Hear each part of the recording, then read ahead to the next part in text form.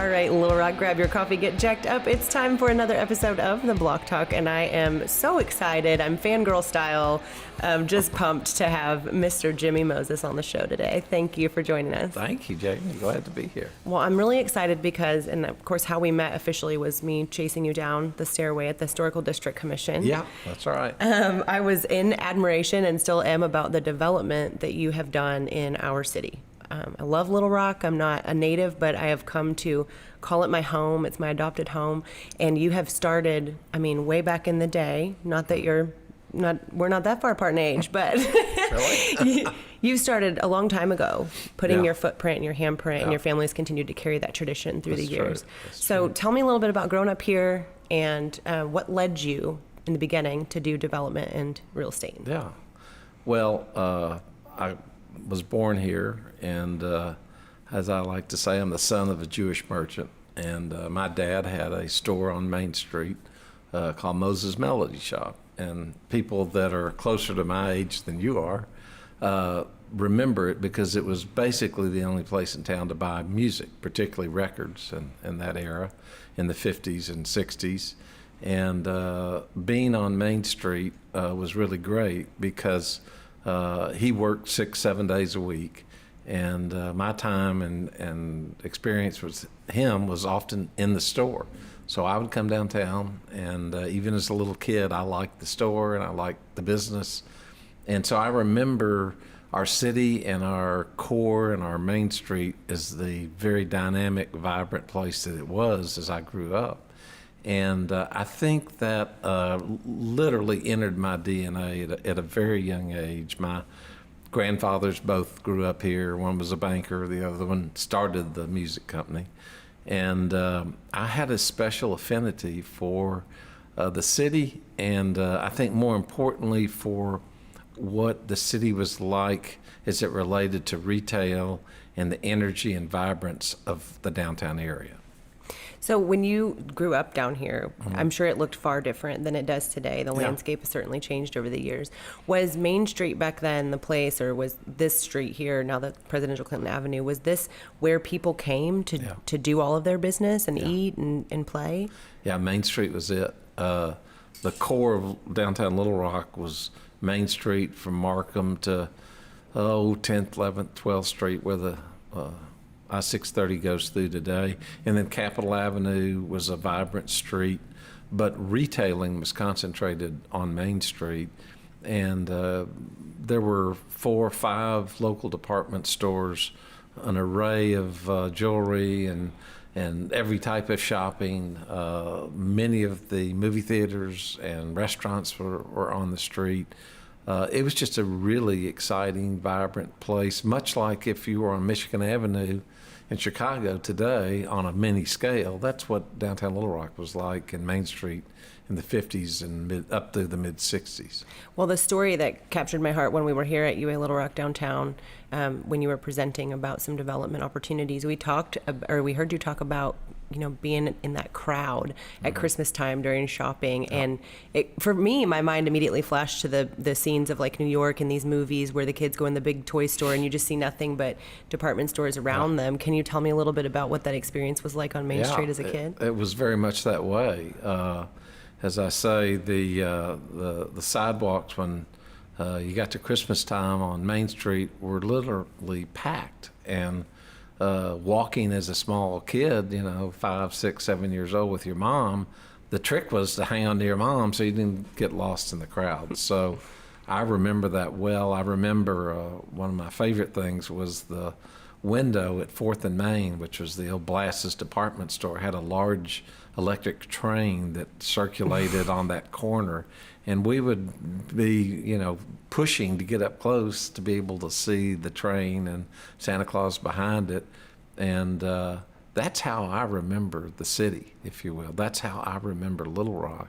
And that's why I think I am still so committed to trying to bring the vigor and life and energy and excitement back to our downtown area. And it's really been a lifelong passion of mine that fortunately it's a vocation and it's also my avocation. It's So, always good when you can bye. make money at something that you love Well, doing. yeah, occasionally we make money out of it. Yeah. Well, and that's kind of, so one of the reasons that we started this show, this is sort of my passion, is trying to find the people within the city that have added value to the area, and finding out from them what inspired them to do that. But then also, how do we inspire the next Jimmy Moses, right? Because someone's going to have to take that torch and continue to move into development in a different way. Not so much, okay, I'm going to go in here and find out this is my cost, these are my expenses, this is my revenue, but look at this area of the city. I want to see life and entrepreneur spirit, and I want to have those things be developed here.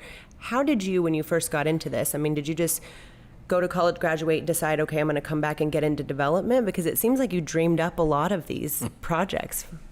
When I was in the ninth grade at Forest Park Junior High School, you were required to do what they call an occupational theme. So you had to pick something that you thought you might want to do professionally when you got out of In the ninth grade? school. In the ninth grade, yeah. You couldn't get out of ninth grade without completing it.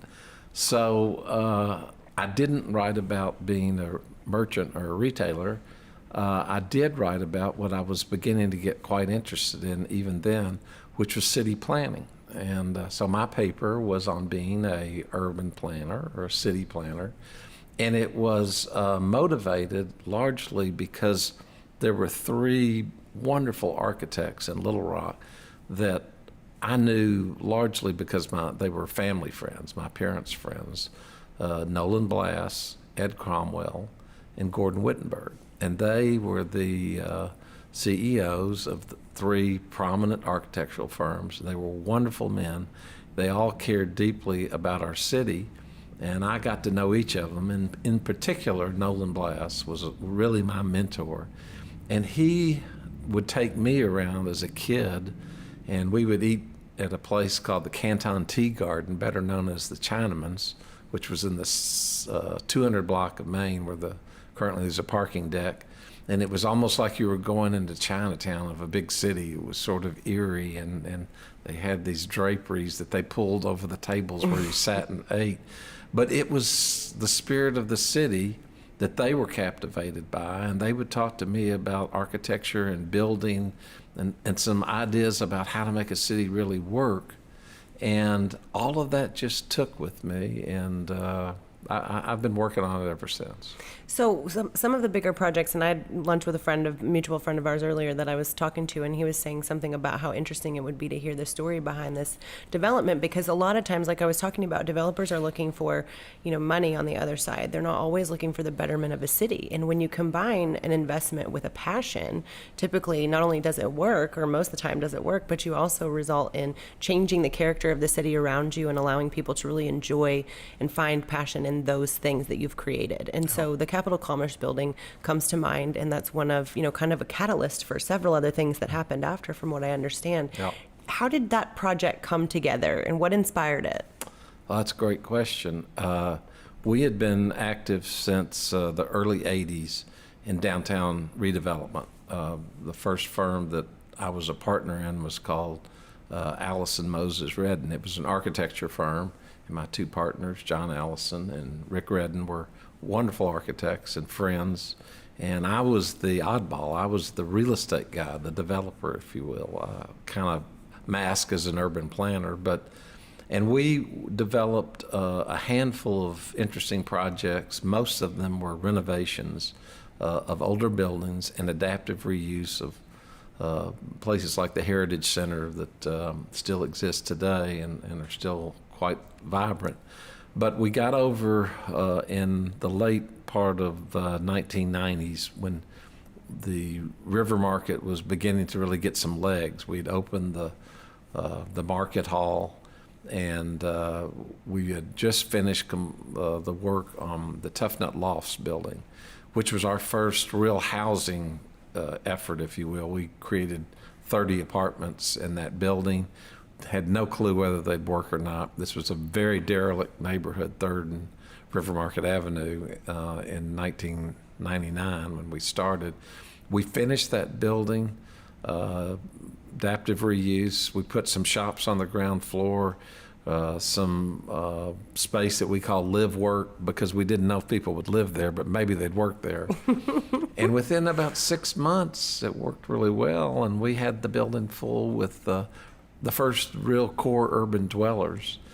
But I said to my partner at that point, we're 50 years old, and if we just rehab small buildings the rest of our time, the impact we're going to make down here is not quite going to measure up to what I have in mind. Right. So we said, let's start on bigger buildings, and the way to do that is to build new. And so the Capital Commerce Center was our first effort. We were able to get the Warren Stevens to sell us that building, and we built an office building, but on the ground floor, we like mixed use, so we put a restaurant and a bank, Arvest Bank and Vermilion Water Grill. And then we put 2 floors of condominiums, the first condos really in the core of downtown Little Rock that had been built. And before we finished the building, not only was the building leased up, but all the condos were sold. And so it was thrilling to see that, and that really kind of launched us into a whole different phase of development downtown. So did you just dream up? I mean, you like mixed use, right? But you'd never seen anything like that downtown. No, and it was unique. Right. So when you think about that, I mean, how do you put a project like that together? I mean, I know for me, I see big buildings all over town and I think, ooh, wouldn't it be great to have co-working space, and you could put a yoga studio. I mean, great ideas are there, but what about getting the people, the commitments, finding the way to put it on paper, pricing out the price per square foot? I mean, how does that all come together? Did you do that on your own? Did you build a team to help you come up with the concept? Yeah, it's the team for us. I do things that make me excited. And as I said to you, I have this thing in my brain about our city being great again. It was once great. It is not great today, but it has the bones to be great, I believe. So my vision of building is to put a group of people together, architects, good construction people. Our tenants are partners. They're never really tenants. And ideally, we have owners join us in every project, because we always have just a small part of these projects. We like having a broad ownership group to buy into this. And then we vision something that we would like to see that perhaps works well in another city. And the cities that I'm particularly excited about are in the Pacific Northwest, primarily Portland and Seattle. I've always been very interested in those cities, visited them a lot. I'm waiting for rooftop gardens. Yeah, well, that's we have some. But we steal ideas. There's nothing really new. And then we try to adapt them. And that's the trick, is adapting them to a market like Little Rock. So we go to bigger markets typically, and sometimes smaller, look at what works, what seems to appeal to me and us as a developer, and then we try to bring them to our town and fit them in a interesting way.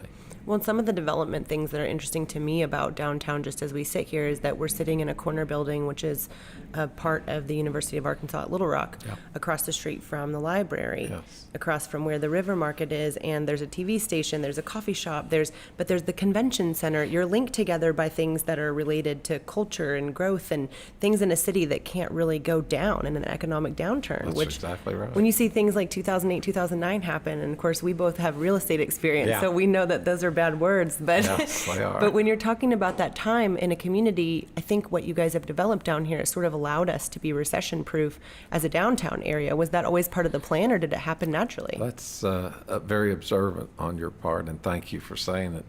It absolutely is what we had in mind. And when, the only thing I really got out of planning, I think, quite honestly, is to understand that density and diversity are core elements to making cities work.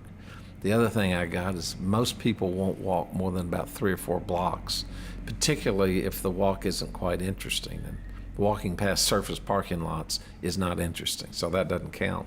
So when we started the planning effort for Clinton Avenue, which morphed into the River Market District, we said, what works? Well, it's not department stores. They were long gone. And you can't build around restaurants solely because they come and go. Mm-hmm. So, what is the anchor that might hold things together through a recession? and we came up with, and really saw this in other cities, it's the institutions. So the museums like the Discovery Museum and the History Museum, Ham, the convention center itself being nearby. And then, of course, when the opportunity came up to fight for and ultimately win the battle to bring the Clinton Center not only to Little Rock, but to be the east anchor of our River Market district, those were brilliant decisions that were community made. There was a group of us that worked on that, but it took an immense amount of people to kind of come together and coalesce. This library, Bobby Roberts is a great example. He brought the library into the River Market as an anchor, and those have really held us together and served us well, and they always will.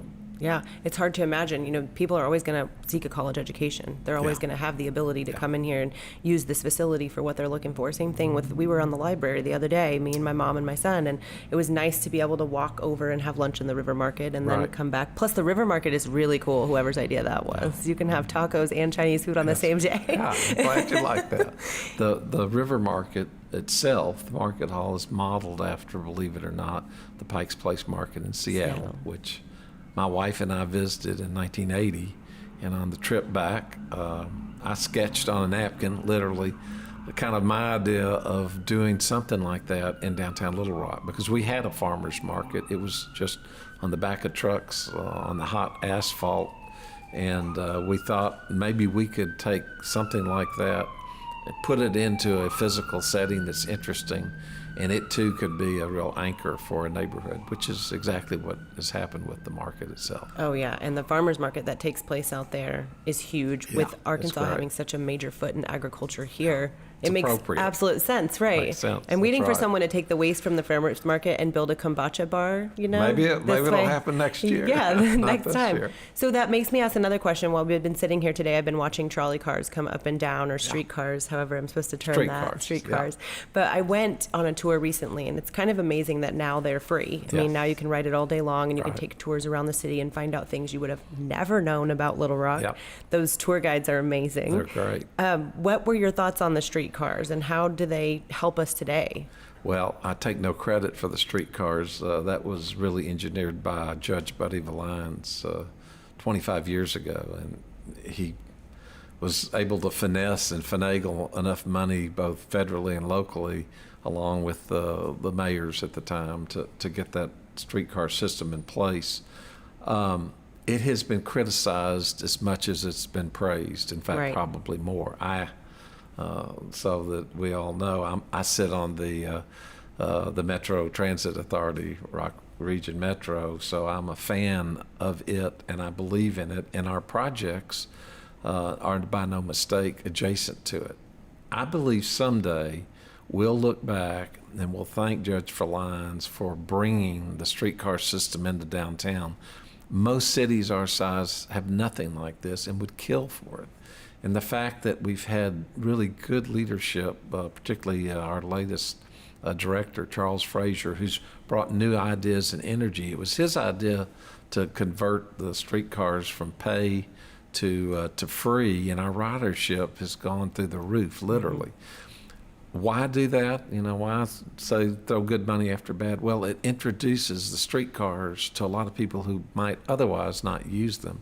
And eventually, we're going to get the public transit is one of the cores to making a city great, and we've got a big head start on most other cities our size. And I think you'll see in the next 10, 15, 20 years, this system expands significantly and get a lot more ridership. We picked up a few riders when so we stayed on the thing from start to finish. We wanted to hear every fact, and we were so excited about it. And I was kind of ashamed that I've lived here all this time and I hadn't gone on the tour. So I was like, I'm not leaving until I see everything.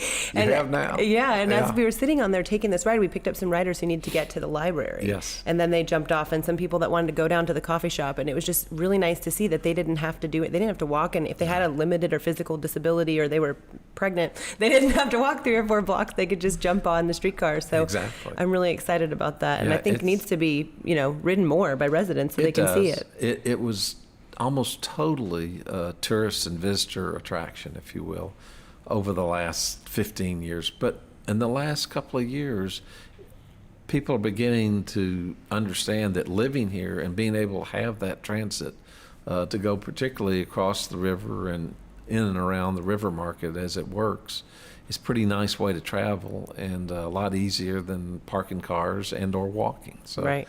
it is a real benefit to our city, and at some point it'll be much more appreciated, I think, than it is today. Well, they've got my vote. So Good. that kind of brings me to, the development of the river market over the years has kind of changed. And I know you've had a lot to do with a lot of great projects down here. But as things start to change in, basically across the nation from an economic standpoint, real estate development has been at an all-time high. When the economy is good, people spend money and they build new developments. From a eagle eye view, you can kind of see major cities all over the United States doing large developments on a large scale, where you see a lot of cranes hanging over some of those big capital cities. We lack that current crane hanging situation Right, we here in do. Little Rock. And I know that, one person, one developer can't take the charge and do everything, right? And there can't be two or three. There has to be a group of people who have an interest in development, who are ready to spend their dollars in our city. Do you think, or is there an answer to solve that problem in Little Rock, in the sense, why aren't people developing here, and how do we get them to develop here? Well, I hope that we will see that in the not too distant future. It's the one thing that takes me down a bit about our city right now. If my mother were here, she would say, "Now don't go negative," because I have a love-hate relationship with Little Rock. I think you can tell about the love. We've been talking about it. Yeah.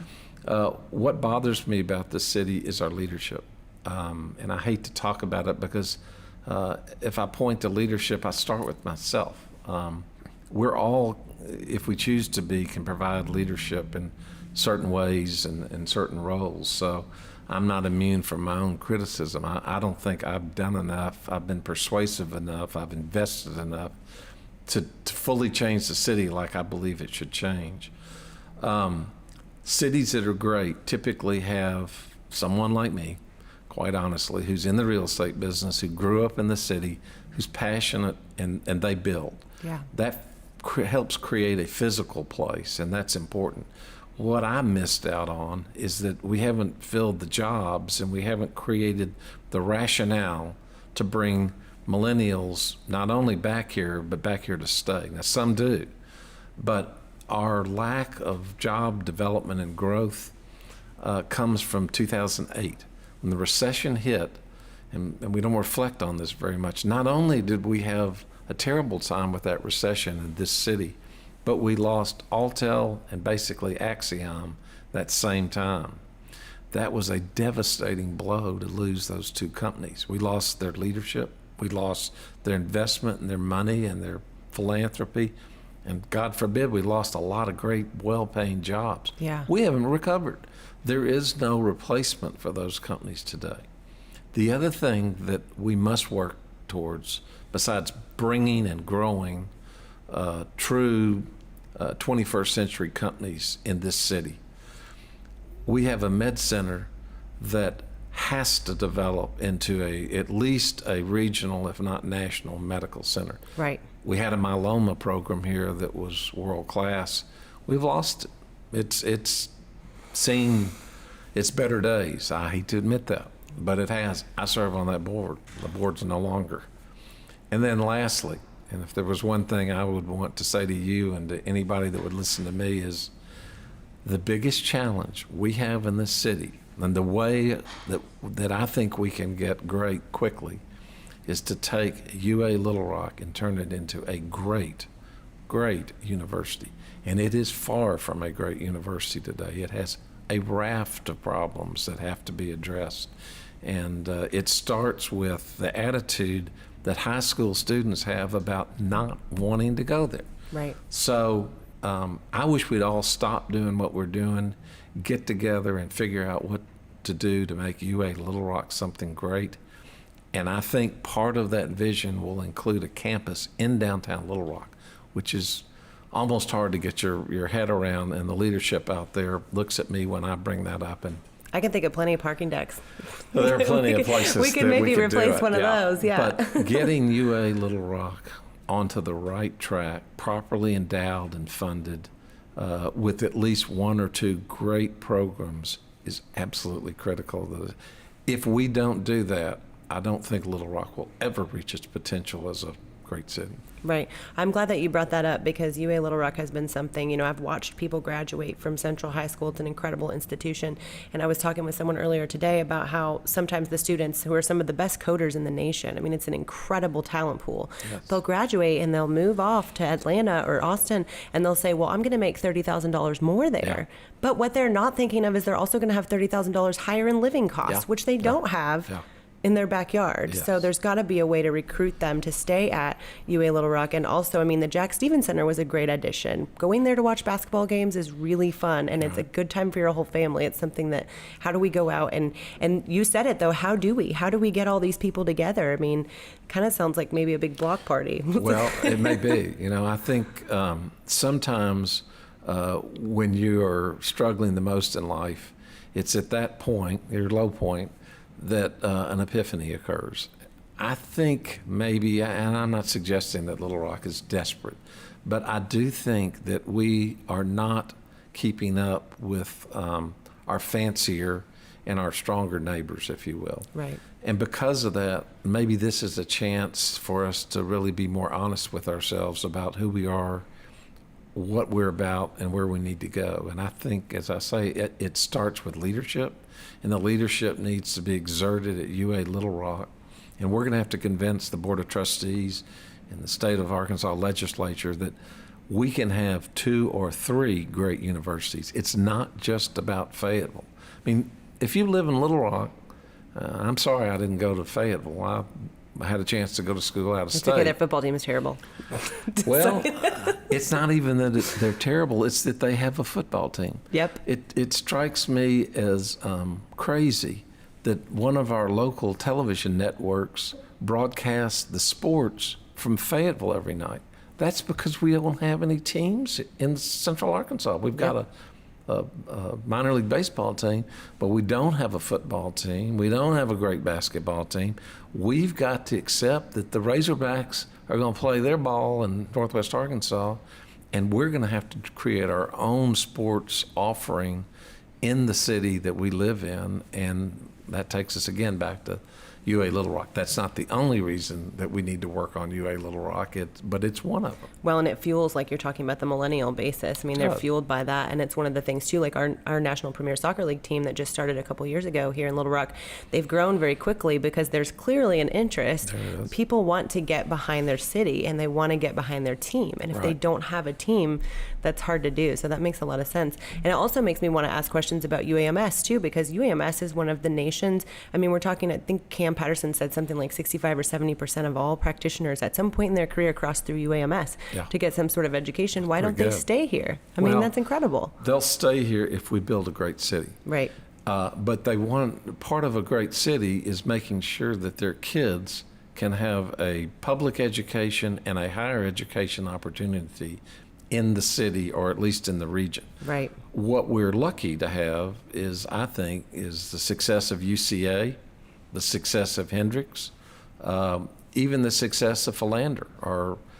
They are meeting with more success right now than UA Little Rock. So I don't want to waste all your time and mine talking about that subject, but I can't emphasize enough how important I think addressing that school and its future is to our future as a city. Well, and that adds a lot of value, though, because the whole point of this is to figure out where is it, your mind has essentially come up with and created some of the most prominent areas of the city. People can look at it and say, that was a Moses Tucker project. That was a Jimmy Moses idea. These things that have come out of your career have created for us something to take and move in a new direction. And that's, for me, from a real estate perspective, that's the reason I'm such a fan, is I've got to figure out a way to take some of the ideas I have about things like kombucha bars and ice cream things. I want to open an ice cream restaurant where you can have mixed ice cream drinks and things like that. I mean, millennials will come to things like that, but they also need co-working space. They want to walk in their community from space to space.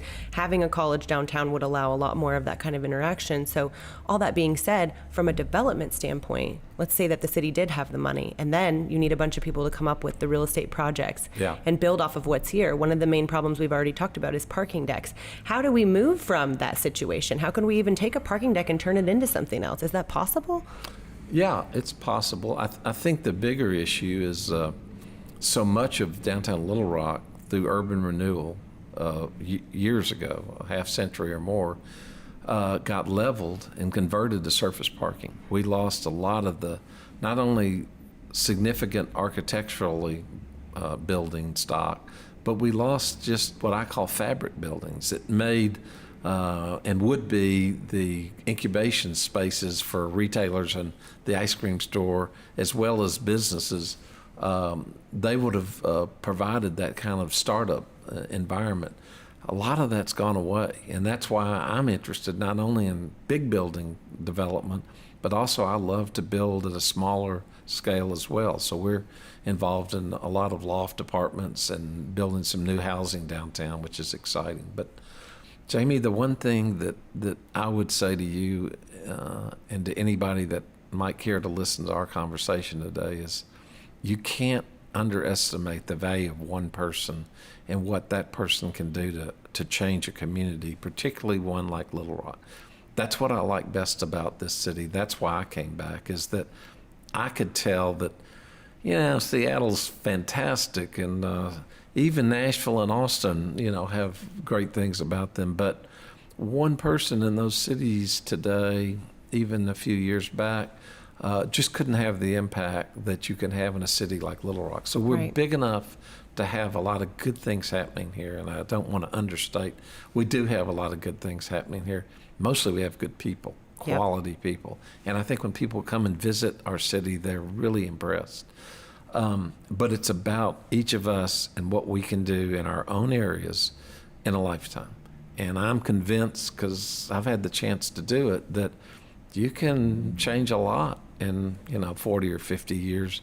Just got to be focused, and you got to be like a bulldog. You got to bite the ankle, and you don't let go till you get it done. And more of that is what we need by lots of people, and this is the place to make it happen. Well, that means a lot to me, because I'm going to try and be that one person. And I've met a lot of people that have tried to be that one person, or that could be that one person, that have come through on the show and have shared their love for this city. And like you said, there's a lot of positive too. There's a lot of things that I see, even when it's a little thing. Like I noticed when Nexus expanded their coffee shop and they doubled in size, they became even more of an attraction for people like you're talking about, who want to be in the city, that can work from that corner coffee shop. Was that exciting? I think you guys own that building, right? Or was that? Well, we manage it. We don't own it. The Melton family owns it. But it's an incredible building, and that's a great. Amy took that building. She put a small idea together. She's taken it now to a different level, and she's a lot like you. Passionate about what she's doing, making her mark, and doing something great for the city. And that's really what it's all about. I mean, just 50, 100 more people doing that over the next 10 years. This will be a fantastic place. And I'm sure you're open to all of our questions, and we can come to you and say, hey, we want to do this. You could be like the Shark Tank of the Little Rock development. At some point, your wisdom, it rises and then it sort of falls off. And I'm trying to avoid a sharp fall off.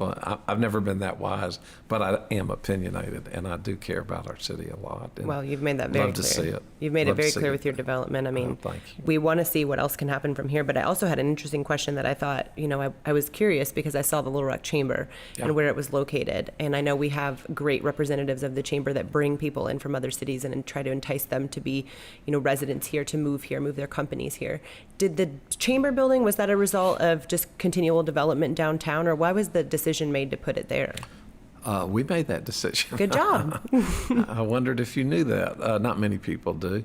Paul Harville, who was the director of the Chamber in the mid-'90s, as this area was really beginning to be talked about, but not much had happened, decided it was time to build a really nice chamber center. We didn't have anything like that. And he was having a hard time trying to figure out where to put that. He was a friend of mine, and he came over one day to my office and said, we're having a heck of a time figuring out where to put this thing.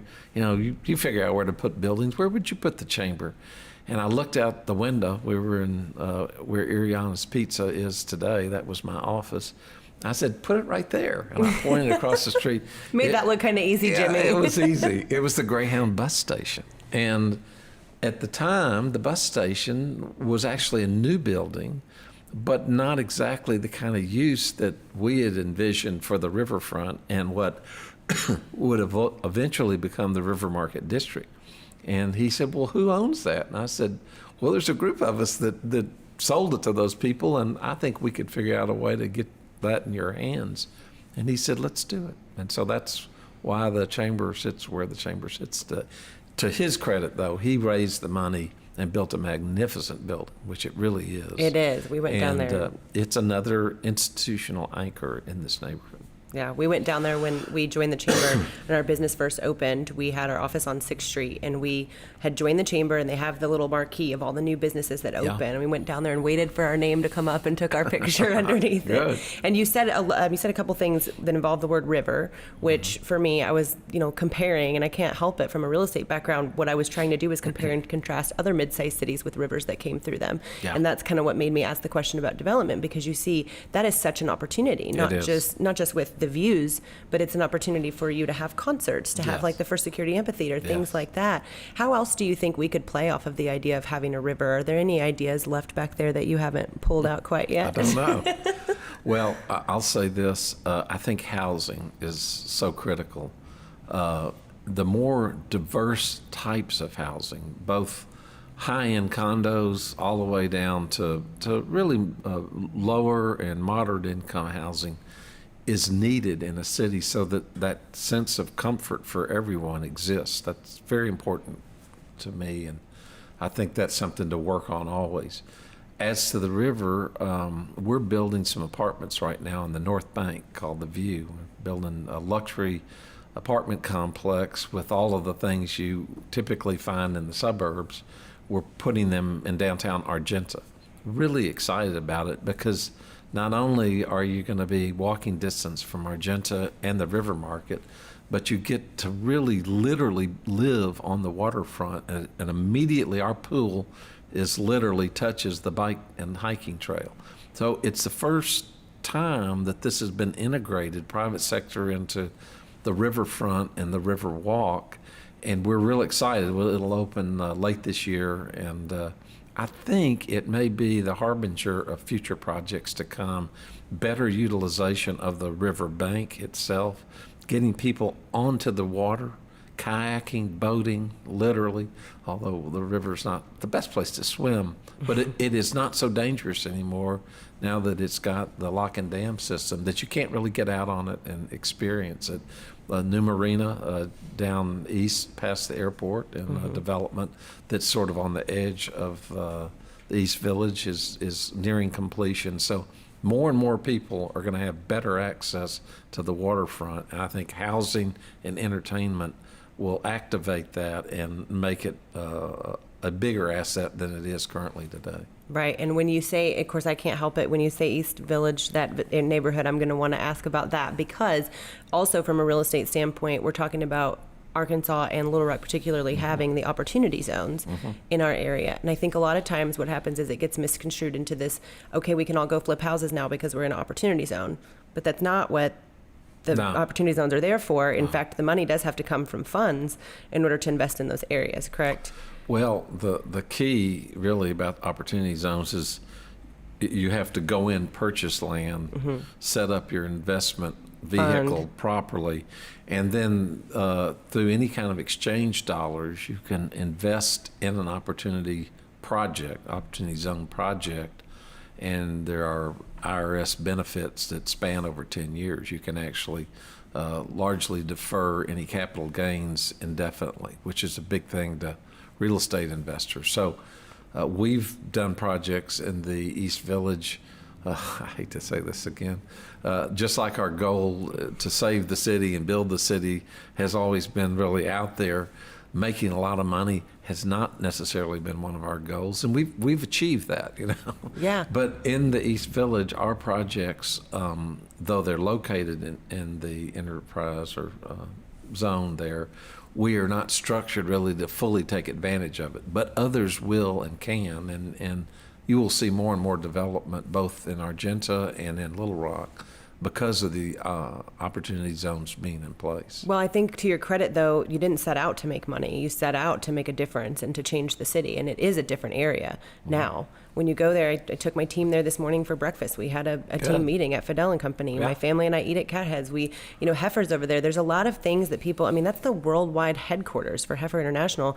The Clinton Library's over there. There's so many different things that are staples in our city that are major pieces of it that need to be highlighted and attributed, and there are also opportunities to improve those neighborhoods.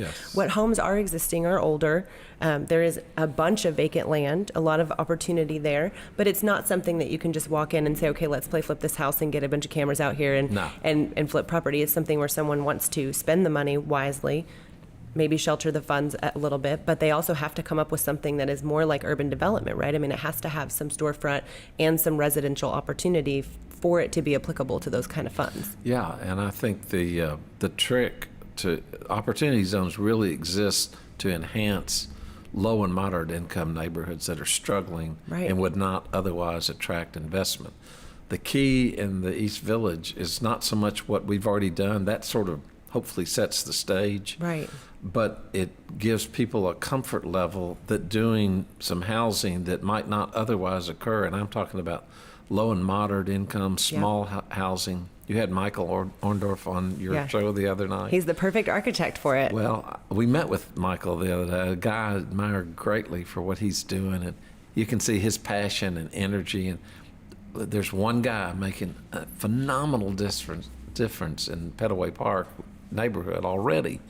And we were talking about what could we maybe together look at to make the same kind of housing impact on the East Village and not make the citizens that live there feel like they're being not only neglected but pushed out. Right. And that's important, I think, in the development of a city is you don't want to get rid of a certain type or economic class of people.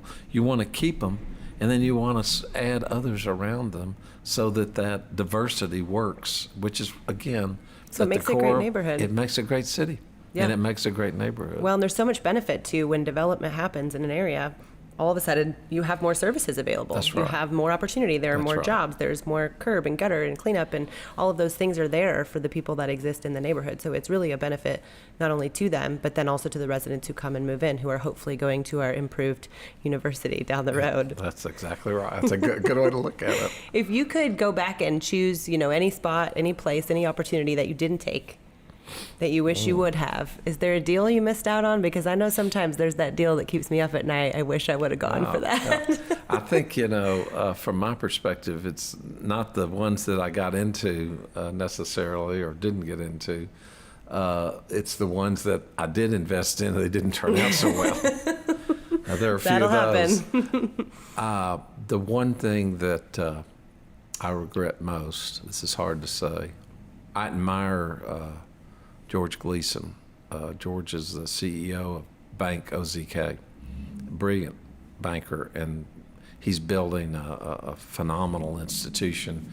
Thank God we have him in Little Rock. So I want to say that. With that said, the community was not able to persuade that bank to put him downtown. And so if you drive way out Cantrell Road, and it's a long drive from downtown, you encounter one of the most magnificent buildings I've ever seen. It's beautiful. Beautiful building. And it's going to do really well, and that bank, I think, will grow and flourish. If we had been able to convince Mr. Gleason to put the bank downtown, he would have done just as well from a financial standpoint, and his bank would have grown and flourished just as I think it will. But so would have downtown. Right. So in a city our size, the institutions really matter. And I believe that every institution needs to be pushed, cajoled, worked into the core. And that's why the institutions that anchor, and you brought this up, like the Clinton Center in downtown Little Rock, what if it had been, in Timbuktu? The benefit to the greater community would just not have been as great. So we can't afford to lose the next Bank OZK. And I think, as I say about leadership, you can't blame the institution as much as you can the leadership of our community, and I fall into that group. We didn't do enough to present the case to keep or to get him downtown. Yeah. But maybe we'll learn from that, and the next opportunity we'll do better. I hope so. Well, and a lot of those people moved here from New York, so they were already ready for downtown have. anyways. I might add that another great banker or two has seen it differently. About 15 years, Rennie Rutledge agreed to come into our project, and it became known as the First Security Center, a mixed-use development right on Clinton Avenue. And that was a big step for his bank and his leadership, and we're very grateful to him. And then more recently, the Axiom building that Charles Morgan developed that emptied out because of Axiom's demise here in Little Rock was purchased by Simmons Bank and its leadership, George Macris.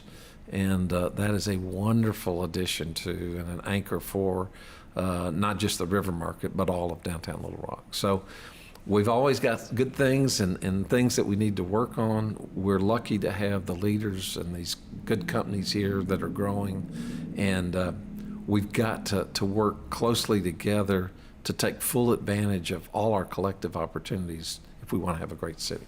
Makes sense. So a couple fun questions then, because you've been here a long time. What is your favorite, and you only get to pick one, you don't get to pick 24 like I did. If you had to eat somewhere every night for the next 2 weeks in the Little Rock downtown area, where would you eat? Just one? Yep. Oh, it's easy, Bruno's. Okay. Let me say something about Bruno's. You didn't ask me this, but it's in my opinion, the best thing I ever did in real estate. I was born literally almost in Bruno's 70 years ago when it was on Roosevelt Road. So I've eaten there all my life, and I knew Jimmy Bruno and his whole family as I know Gio and Vince today quite well. When they closed, it broke my heart. That was in 2000, I think 10 or 11. And I didn't know if I'd ever eat at Bruno's again. Thankfully, we were able to talk Vince and Gio into taking a massive risk by putting their new store in downtown Little Rock on Main, at 4th and Main. And they took a leap of faith, and they did it. And that restaurant moving to Main Street, they get the credit, they deserve the credit for everything that's happened since then, because something great, something truly great wound up on that street, and you can see how it now has attracted 8 or 9 additional restaurants plus millions of dollars of development. That's Bruno's, amazing. great place to eat. It is a great place to eat. Well, I had to know that. Yeah. And then the last thing I want to ask you is, a lot of our listeners are millennial entrepreneurs. Mm-hmm. They're in a situation like myself where you talked about, we talked about some bigger cities. Well, I'm from Southern California, and when I moved here to Arkansas, I was in the appraisal field. I switched over to the real estate field, but then there became an opportunity where I could open a business of my own. And as I've built that business in the city, what I've learned about Little Rock is not just that it's a small town that pretends to be a big city. Everyone knows each other. But I had the ability to build my own business within this city without too much difficulty, because there was so much support from the community, but also the opportunities for space and time and all of those things. However, I've hit walls along the way. I've wanted to quit and give up. Entrepreneurship is not easy, and you've been doing it for a lifetime. When you come up on those walls and you hit failures and maybe something unpredictable happens, how do you recover from that? How do you bounce back, and what advice would you give a new entrepreneur in their up and down to keep going? Yeah. Well, I think the real key in life is not how you celebrate your success, but how you learn from your hardships. I don't like to call them failures. I think, first of all, most of us have read this one way or another, but successful people can tell you about many of the projects, whatever kind of business they were in, that didn't go so well in their career. If you're not willing to really step out and take more risk, then you're never really going to fully feel alive, and you're not going to really enjoy life quite as much, because the times you stump your toe are only going to make the better times that much better. So I always say to myself, I know there are going to be times I'm going to struggle mightily, but I'm going to learn more from that. I'm going to take more away from that struggle than any great success I've had on anything, and I build from that. So don't quit, be persistent, and have a passion. If you're not passionate about what you're doing, you're not going to be as successful as if you're really passionate. So you can be passionate about anything as long as it's legal. Yeah. And then you got to pursue it. And you can't be one of those people who say, I thought of that, but I never acted on it. Yeah. When you think of it, plan and put your ideas together, but don't be held back by all the reasons why you can't do it. Go ahead and step out there and make something happen, and life will be better for it, and so will you. Well, I appreciate that advice, and I also admire you a lot for what you've done for our city. I know Chris and Jamie are kind of carrying that torch and doing a lot of development of their own. It seems. Bless their souls. They're it's hard to work with Dad always, but it's great to have your sons involved in your company too. Yeah, well, they're great guys, and it's been an incredible experience getting to talk with you today. And so Thank you. We are on the lookout for another Jimmy Moses, and we're going to push on Chris and Jamie to see what they can do moving forward. I think they'll be doing it in their own way, and that's as it should be. Yep. Well, thank you so much for your time today. We appreciate you. Enjoyed it. Little Rock, see you next time. Thanks for listening to the Little Rock BLOCKtalk podcast. If you're interested in hearing more, make sure to like, subscribe, and follow our page. If you're also interested in sponsoring an episode, reach out to us on Facebook.